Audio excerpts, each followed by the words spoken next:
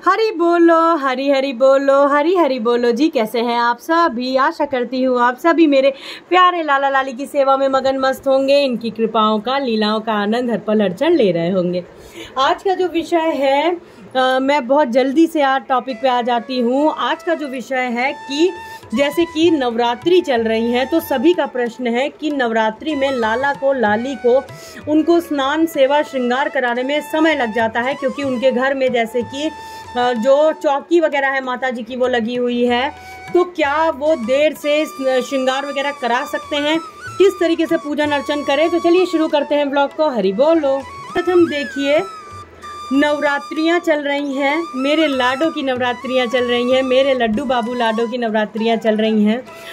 तो जैसे कि घर में एक छोटा बच्चा होता है, हमेशा मैया जो होती है, उनकी जो सेवादार मैया होती हैं, वो सोचती हैं कि मेरे बालक का, बालिका का जगने का समय हो चुका है, तो उससे पहले वो अपने घर के कार्य जो है वो निपटा लेती हैं कि जल्दी से अब वो जग जाएंगे तो ये काम रहेगा, उनको खिलाना है, उनको भूख लग जाती है। तो उसी प्रकार से आपको लाला लाली की भी सेवा करनी होती है। देखिए, उसी प्रकार से आपको इनकी भी आपको सोचना रहता है कि ये काम भी हम निपटा लें, हम ऐसा भी कर लें, हम ये भी कर लें, जल्दी से मंदिर साफ़ कर लेते हैं।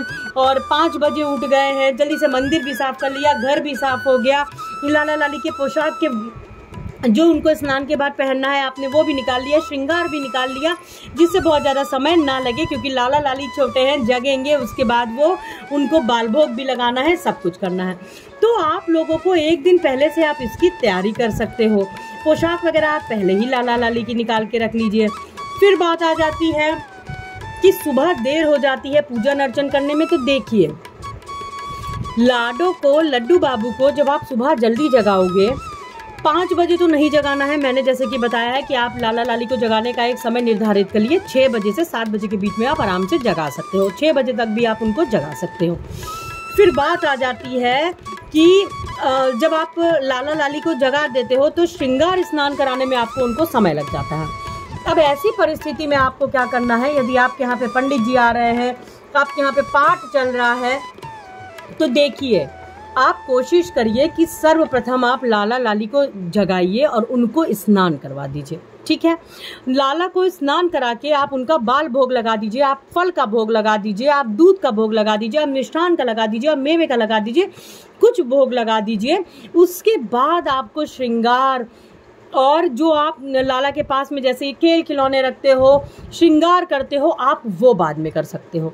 लेकिन लड्डू बाबू लाडो को कोशिश करिए कि आपके घर पे यदि पाठ शुरू होने जा रहा है, सब लाडो का ही, देखिए पाठ भी हो रहा है तो वो मेरी लाडो का ही तो हो रहा है। सब कुछ, हर जगह, हर क्षण, हर चीज़ में मेरे लाला लाली ही है, मेरी राधा रानी ही है। ठीक है, तो आप सुबह जल्दी उठ जाइए, घर स्वच्छ करिए, मंदिर स्वच्छ करिए, पोशाक वगैरह आप लाला की पहले ही निकाल लीजिए। आप श्रृंगार मत करिए, श्रृंगार में समय लग जाता है। आप क्या करें, आप लाला को पहले कुछ स्नान करवा करके आप उनको भोग लगा करके आप उनको उनके सिंहासन पे विराजमान कर दें, फिर आप आगे की पूजन अपनी शुरू करें। एक तो बात ये हो गई।